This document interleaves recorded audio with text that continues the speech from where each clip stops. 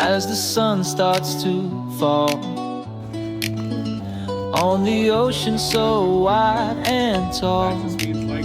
Rays paint the waves with gold, lighting up this story we're told.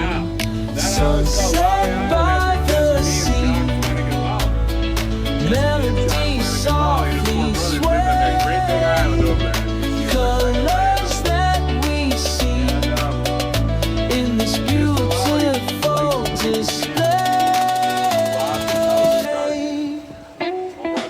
With no islands left. They brought in the world's best crack fixing team from Germany to fix it. They told the CEOs and the board of directors it cost about $20 million to fix it. What they did? Oh my God, so much money! They said they're going to fix it in-house. About $40 million later, they shut the power plant down. They built a little gas power plant to the right. It's 85% efficient, but it was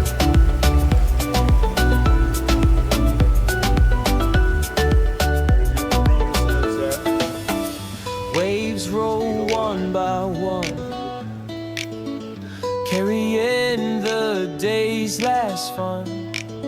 Shorelines bathed in warm glow, our hearts with this moment